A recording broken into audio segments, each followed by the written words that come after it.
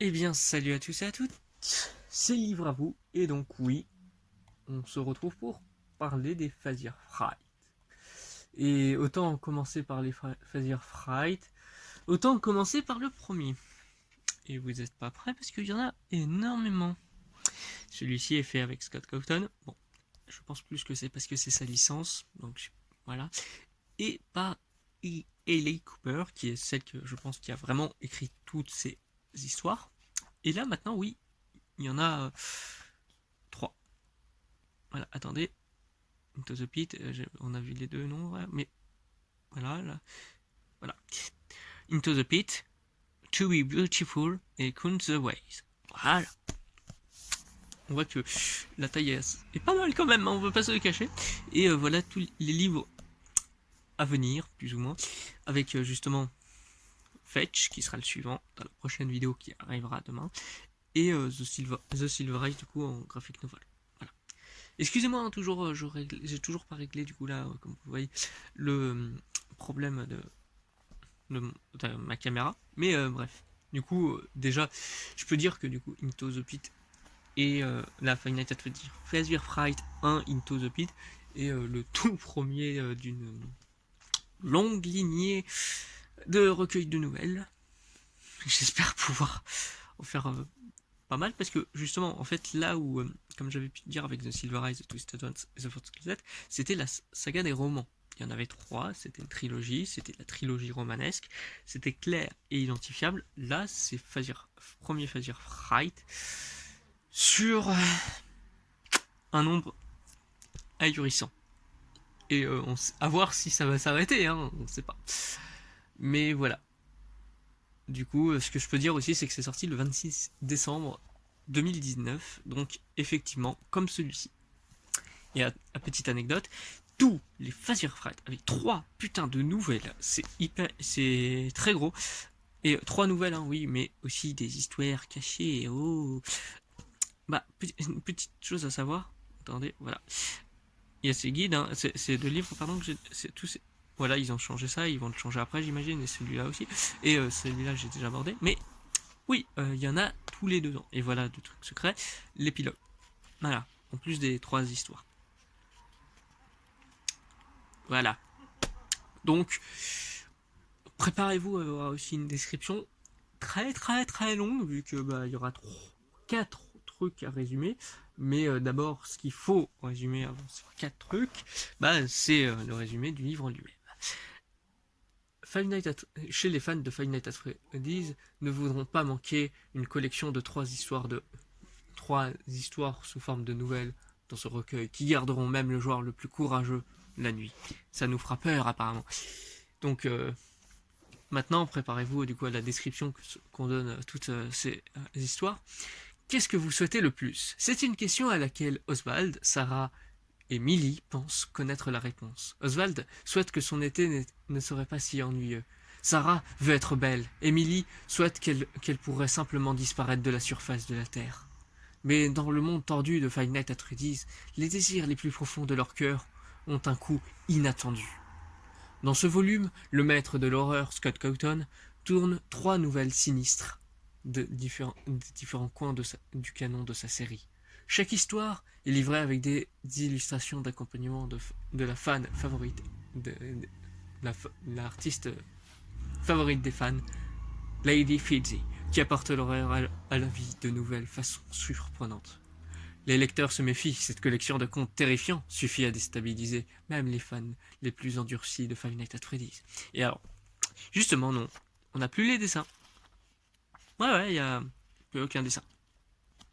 À moins que ce soit elle qui ait fait la couverture, mais justement, non, comme vous voyez ici. J'avais oublié de le dire sur les autres qui avaient fait ces dessins, mais bon, voilà. Donc non, ne cherchez pas à voir les dessins de Lady Fiji. Il y a des gens qui ont réussi apparemment à avoir des exemplaires avec ça, mais moi non. Voilà, désolé. Donc maintenant commençons du coup à résumer Into the Pit, la nouvelle éponyme. Parce que oui, tous ces recueils prennent le nom de la première nouvelle. Ils n'ont pas de nom anecdotique. Par exemple, même ce dessin, c'est pour représenter ce qui se passe dans la première nouvelle. Donc oui, il y a Spring Bonnie, putain. Du coup, c'est le dernier jour d'école. Oswald a été emmené à son école par son père avant qu'il ne parte pour son travail. Les élèves ont été autorisés à apporter n'importe quel appareil électronique à l'école, mais Oswald n'était pas assez riche pour en avoir un. Alors il a commencé à dessiner. Il dessine des animaux mécaniques, ces derniers pour une raison inconnue, et les imaginait à taille humaine. Il ne savait pas s'il les croyait effrayants ou mignons. Oswald a été emmené à une bibliothèque par son père tous les jours de son été pour passer son temps, car il n'avait pas assez d'argent à dépenser pour ses vacances. Il aurait passé son temps avec Ben, son meilleur ami, s'il n'avait pas quitté la ville. Il est ensuite allé à Jeff Pizza pour rendre une tranche de fromage et un soda, pour prendre, un fromage et un soda. Ouais, il est vraiment pauvre, t'as vu? Et encore une fois, je peux vraiment pas vous montrer de dessin, je suis navré. L'endroit était effrayant et bizarre, comme décrit par Ben. Un grand espace vide, une scène qui n'a jamais vu quelqu'un utiliser, une fosse de balles sale, du coup Into the Pit. Jeff était aussi le seul travailleur de l'endroit. Ça s'appelle Jeff Pizza et la seule personne qui travaille ici c'est Jeff. Étonnant, n'est-ce pas? Après avoir eu la même routine pendant quelques jours et avoir été désolé par Ben, il était fatigué et frustré. Il s'est disputé avec son père avant de retourner à la bibliothèque, avant que papa ne le ramassât chez Jeff Pizza. Oswald décida de se cacher dans la fosse à balles et de laisser son père le trouver. Étrangement, après être revenu de la fosse de balles, Oswald était dans un endroit complètement différent. La chambre était remplie d'enfants et de machines arcade et était beaucoup plus lumineux et plus coloré. Il a remarqué qu'il y avait trois grands animatroniques debout sur la scène. Freddy, Bonnie, Chica. Il les trouvait semblables au dessin qu'il avait réalisé auparavant. Il tombait sur deux enfants qui se ressemblaient au même âge que lui, Chip et Mike. Après avoir joué quelques matchs avec eux, Oswald a commencé à s'inquiéter de la façon de retourner dans son monde. Au cours des prochaines semaines, Oswald va dans la fosse pour jouer avec Chip et Mike. Cependant, un jour, il se réveille hors de la fosse pour entendre crier, courir fréquemment et pleurer. Il voit un homme en costume de Spring Bonnie l'attirer dans les coulisses, et il le suit par curiosité. Là, il voit 6 enfants morts, chacun portant des chapeaux de fête. Oswald court aussi vite qu'il peut pour espérer dans l'année en cours. Une fois à l'extérieur de la fosse à balles, il voit Jeff et son père, qui sont contre lui, pour se cacher dans la fosse à balles. Ils sont sur le point de partir, mais à ce moment-là, le lapin apparaît, tirant le père d'Oswald dans la fosse. Le lapin sort alors de la fosse et emmène Oswald à la voiture de ses parents. Une fois à la maison, Oswald demande frénétiquement de l'aide à sa mère. Mais quand elle rentre à la maison, elle est confuse, car tout est normal. Il s'avère que tout le monde voit le lapin comme un humain normal, à l'exception d'Oswald. Quelques jours plus tard, Oswald se faufile hors de la maison pour enquêter sur la fosse à balles. Et puis, trouve son père, inconscient, à l'intérieur de celui-ci. Il essaye de le faire sortir, mais à ce moment-là, le lapin attaque, se révélant comme une créature organique, et dévoilant sa mâchoire pour mordre Oswald. Oswald fait accidentellement pendre le lapin sur une corde au-dessus de la foire à balles, le tuant. Oswald et son père, qui n'a aucun souvenir de l'événement, rentrent chez eux, tous terminant sur une note normale. Mais inquiétante, du coup, bien évidemment. Maintenant, parlons du coup de To Be Beautiful. Sarah veut être belle. Elle le souhaite parce qu'elle se croit hideuse, et donc invisible pour le garçon qu'elle aime. Un jour, elle essaye de se faire remarquer par les filles populaires, en s'asseyant à leur table, mais finit juste bouleversée quand il ne la remarque pas, et renverse une salette sur son écrasement par accident. Plus tard, dans la journée, en sortant de l'école, elle voit ce qui ressemble, en sortant du coffre d'une voiture, dans un dépotoir. Curieuse, elle ouvre le coffre pour trouver Circus Baby. Elle prend la maison animatronique, la nettoie, puis l'allume. Le robot prend vie et se présente comme Eleanor, pour montrer son appréciation pour la nettoyer et l'allumer. Eleanor promet d'accorder tout souhait pour Sarah, que Sarah pourrait avoir, à laquelle Sarah demande à devenir belle. En entendant le souhait, Eleanor dit à Sarah de lui donner le temps de réfléchir à la façon de le faire. Le lendemain, Sarah rentre de l'école. Eleanor lui donne un collier et lui pardonne de ne jamais en aucune circonstance enlever le collier. Eleanor demande alors à Sarah de toucher pour qu'elle puisse le chanter puis pour dormir, ce qui est la seule façon pour elle d'aider à Sarah d'être belle. Quand Sarah se réveille le lendemain, elle voit que ses bras ont changé, et quand elle va à l'école, elle reçoit un compliment de l'une des filles populaires sur la façon dont ses ongles regardaient. Quand elle rentre à nouveau à la maison, Eleanor lui ordonne à nouveau de se coucher, et quand elle se lève, elle est à nouveau changée. Cela continue jusqu'à ce qu'il ne reste plus que Sarah avant qu'elle ne rencontre Eleanor et son visage. Quand elle demande à Eleanor de changer cela, Eleanor avertit qu'elle reconnaît peut-être pas son propre visage. Quand Sarah insiste à nouveau, Eleanor lui ordonne d'aller à nouveau dormir. Sarah se réveille avec un nouveau visage parfait et va à l'école et devient amie avec les enfants populaires et obtient un rendez-vous avec son crush. Elle passe un week-end entier avec ses nouveaux amis et sa vie se passe très bien. Un soir, avant l'école, elle fait un cauchemar à propos d'Eleanor et se réveille pour la trouver debout, au-dessus de son lit, et dit à Eleanor d'aller au coin de la rue, ce qu'Eleanor fait. Ce jour-là, pendant le déjeuner, Sarah trébuche et tombe, provoquant le collier de se dire et le casse. Elle commence à trembler, de façon incontrôlable, et entend aussi des cris venant d'autres enfants. Elle se rend compte qu'elle n'est plus humaine, mais ferraille à peine reconstituée. Elle rentre chez elle dans la panique, mais ne peut pas trouver Eleanor, n'importe où. Elle cherche, et elle regarde dans le sous-sol et trouve des sacs à ordures remplis de pièces humaines, dont elle se rend compte que ce sont les siennes. Il s'avère qu'Eleanor performait la chirurgie sur Sarah tous les soirs, enlevait ses propres parties du corps en les remplaçant par de la camelote. Eleanor apparaît, portant un collier pour faire celui de Sarah. Elle appuie sur un bouton dessus et se transforme en Sarah, pré-chirurgie, avant de s'enfuir. Sarah est laissée seule pour ne rien devenir. Maintenant, Count the Ways, la dernière nouvelle, mais pas la dernière histoire. Cette histoire a une transition entre les événements dans le présent et le passé. Millie grimpe à l'intérieur à la cavité thoracique de Funtime Freddy et se fait piéger. Quand elle se réveille, elle lève les yeux et voit 2 yeux bleus. Le regardant vers le bas, Funtime Freddy lui dit qu'il va la tuer. Mais elle peut choisir comment elle va mourir. Parce que depuis aussi longtemps que Funtime Freddy a été dans la maison, il a entendu l'obsession de Millie avec la mort. Millie supplie de sortir, mais Funtime Freddy refuse.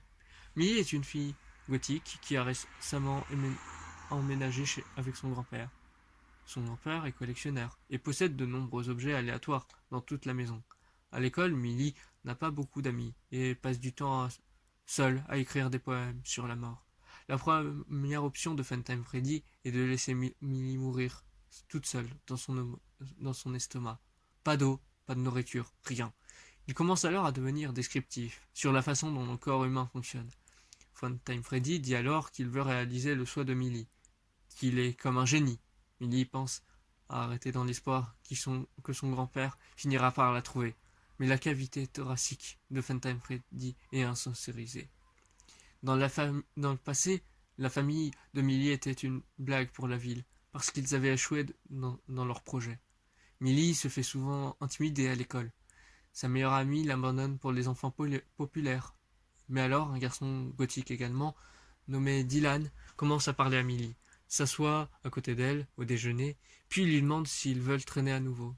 L'option suivante, Funtime Freddy, avait été de geler Millie. En éloignant son chauffe-espace, cependant, il écarte cette option parce que le grand-père de Millie serait alors enquêté sur lui, parce qu'il laisse toujours Funtime Freddy sur Millie. Millie se demande même pourquoi Funtime Freddy veut la tuer, et Funtime Freddy répond juste parce qu'il entend Millie parler de mourir. Bien que Millie ait une bonne journée née, elle ne pourrait pas l'admettre à son grand-père. Son grand-père lui donne alors une perspective différente de la mort. Comment c'est plus triste que romantique. Funtime Freddy offre alors l'empalement. Il dit qu'il pourrait saisir une de ses tiges dans son corps, puis la poignarder à travers sa poitrine. aidant Millie. Soit ça sera une mort rapide et indolore, soit une mort lente et douloureuse. Et d'ailleurs, je fais un petit aparté. Oui, je sais que, encore une fois, je ne montre pas beaucoup les images parce qu'encore c'est du texte. Et aussi, il y a beaucoup d'ombre maintenant parce que j'essaie vraiment à chaque fois qu'au fur et à mesure de quand je parle de livres, c'est toujours plus sombre. Voilà. En tout cas, à la cafétéria, Dylan donne un nouveau livre à Millie. Millie commence à lire et en est tombé amoureux. Elle commence à avoir le béguin pour Dylan. Elle commence alors à chercher comment écrire des poèmes d'amour. Phantom Freddy dit alors à Millie qu'il pourrait l'électrocuter en l'électrocutant avec des fortes ondes électriques dans sa poitrine, ce qui pourrait la tuer rapidement, soit lentement. Millie retrouve Dylan à la bibliothèque et ils sortent tous les deux. Millie commence alors à parler de son avenir. Vers Noël, Millie décide d'aller à la fête de Noël de son école pour voir Dylan. Malheureusement, Millie trouve Dylan avec une autre fille. Millie rentre chez elle, à nouveau déprimée. La prochaine option de mort de Funtime Freddy était bouillir à mort. Il dit qu'il pourrait remplir sa poitrine avec de l'eau, puis monter ses radiateurs pour faire bouillir Millie. Le lendemain de la fête, Millie s'énerve avec Dylan, mais Dylan essaye d'être un ami pour Millie. Il n'était pas amoureux de Millie, leur amitié a alors pris fin. Lors de la fête de Noël de son grand-père, Millie se rend à l'atelier de son grand-père et grimpe à l'intérieur de la cavité thoracique de Funtime Freddy. La prochaine option de Funtime Freddy était la décapitation. Il dit alors qu'il a une lame qui peut la couper, soit la tuer rapidement ou lentement. Il dit alors qu'il n'a jamais fait l'option de décapitation avant. Millie voit alors un écart entre la cavité thoracique de l'animatronique. Elle décide que c'est la mort qu'elle voit, parce que si Funtime Freddy ne l'a jamais fait avant, elle pourrait avoir une chance de survie. Elle pourrait esquiver la lame puis s'échapper, et Funtime Freddy saisit une feuille de métal tranchante. Millie demande un compte à rebours, alors que Funtime Freddy est d'accord. Il donne alors un discours d'exécution, en parlant de la façon dont Millie a été un criminel contre l'humanité, sur la façon dont elle a agi envers les autres. Millie décide alors si elle suit, alors elle va changer ses façons de faire. La lame tranche ensuite à travers la cavité. Son grand-père a ensuite arrangé tous ses cadeaux pour le retour de sa fille. De sa Millie, si vous préférez.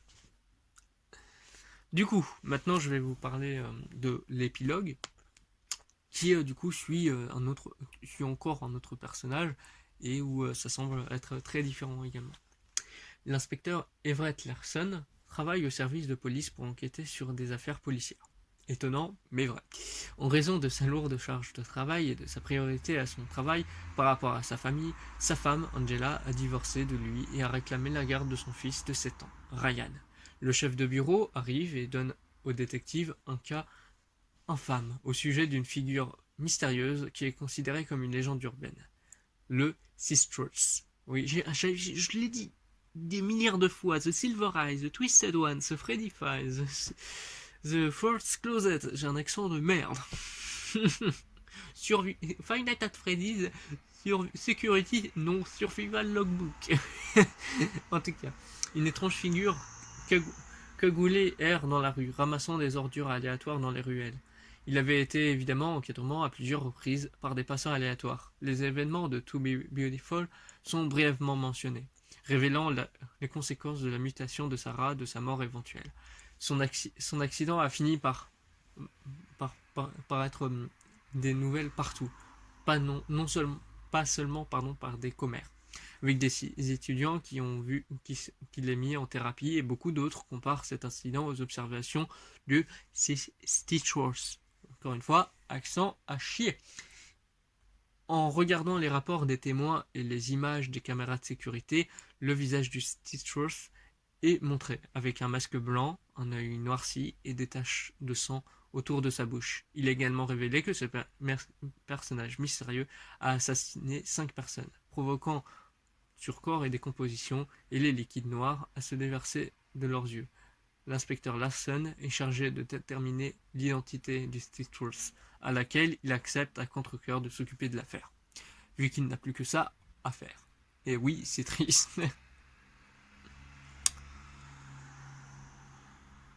Et du coup, maintenant, je vais vous je vais vous donner le nom de tous les personnages qu'a cette histoire. Et préparez-vous, bah du coup, vous l'avez peut-être remarqué, mais il y en a vraiment beaucoup.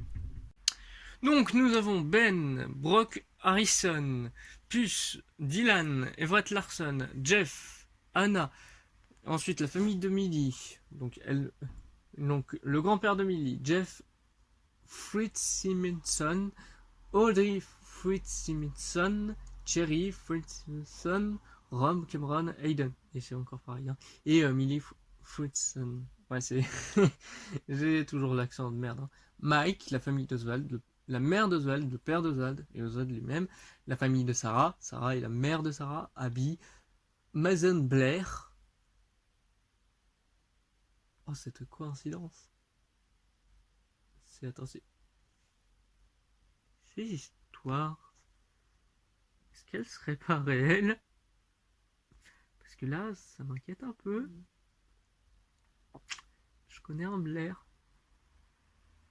Il est très connu même, mais dans un autre pseudonyme.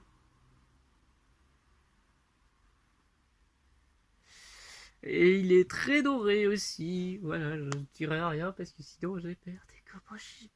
Comment ça va être mes représailles? Comme l'inspecteur ici qui enquête pour un contre-cœur, j'ai pas très envie de me faire arrêter par défense. En tout cas, on a aussi Lydia, Gillian, Tabittina, Emma, les enfants disparus. Et du coup, on a aussi Freddy, Bonnie, Chica. On a aussi Eleanor, Phantom Freddy. On a Spring Bonnie et The Stitchers. Les lieux qui sont cités, c'est la pizzeria de Jeff, la maison d'Oswald, la maison de Sarah, l'école de Sarah, l'école de Millie et la décharge. Du coup, si je peux donner des petites anecdotes, bien que donner une date de sortie officielle du 26 décembre, il était disponible plus tôt dans certains magasins physiques avec livres d'accompagnement de la même date de sortie, Five Nights at Freddy's et Silver Eyes. Bien qu'on ne sait pas si les Fazir Fright sont mis dans la continuité du jeu, Scott Cawthon, qui doit être un homme de paille ou une fausse personne, a confirmé que la série va remplir les trous du passé. Donc ça serait probablement quelqu'un qui ça peut être encore Scott Cawthon, cette personne qui veut cacher des méfaits qui sont vraiment arrivés par rapport à ce qu'a fait Fazir Entertainment. Et je crois que même l'homme doré, je ne dirais pas plus, hein, a un lien avec ça. Voilà. Donc c'est possible que du coup toutes ces histoires soient réelles. C'est très rassurant. En tout cas, compte tenu de l'apparence meurtrière du Spring Bonnie ainsi que ses victimes, il est implicité que c'est le Freddy Fazbear Pizza de 1985, lieu dans lequel l'histoire et le restaurant et des années où l'incident des enfants disparus s'est produit, mais probablement une sorte d'imitation si naturelle. Aussi, contrairement du coup à ce qu'on pouvait penser, il n'y a pas eu les 6 enfants sont tués en même temps. L'illustration d'Oswald et de son père se faisant attaquer par Spring Bonnie est faite, mais d'autres illustrations achevées a été mis en rebut du manque de couleurs. Il était toutefois encore présent dans les premières copies, ensemble avec les illustrations des 2 premières histoires. C'est la première histoire à voir une fin édifiante. Dans les premières copies du livre, tandis qu'Elle Cooper a obtenu le crédit en tant qu'auteur de To Be Beautiful et Count the Wise, cette histoire est restée non créditée. Il est possible que ce n'était qu'une erreur de publication, ou que Scott a écrit seul, sans l'aide d'un autre écrivain. To Be Beautiful raconte dans cette histoire exactement son mode de jeu, tandis que dans Sister Location, Baby trompe Michael afin qu'il se fasse scooper. Cependant, contrairement à son mode de jeu, oui, parce que c'est des jeux FNAF, encore une fois, de base, Baby a refusé de laisser Michael mourir, ce qui s'avère être vrai, comme Michael a survécu à l'incident, bien que dans cette histoire, Eleanor voulait que Sarah meure. Il y avait une illustration de Sarah rencontrant Eleanor, mais a été rejetée dans la sortie finale du roman en raison de manque de couleurs. Cette histoire est brièvement abordée dans les épilogues, Sarah se transformant en ordure, étant partout dans les nouvelles. Cette histoire a été le début des connexions d'histoire tout au long de la série de livres. dans Count the Ways, on peut dire que le titre de l'histoire a un double objectif. Bien qu'il fasse référence à Funtime Freddy, comptant toutes les méthodes d'exécution pour tuer Millie, il fait également référence au poème How to I Love Free par Elizabeth Parry Bowling. La première ligne du poème était « Comment puis-je t'aimer? Permette-moi de compter les moyens ». Dans cette histoire, Funtime Freddy est complètement différent de son homologue de jeu, comme Funtime Freddy, est maladroit et cette version de Count the Ways est très sombre et tordue. Il y avait une illustration de Millie à l'intérieur de la cave thoracique de Funtime Freddy. En le regardant à l'intérieur, cependant, l'illustration a été mise en rebut en raison du manque de couleurs, là encore. Et voilà, c'est sur ça que je finis, et du coup, je vous retrouve demain pour Fetch, et bye!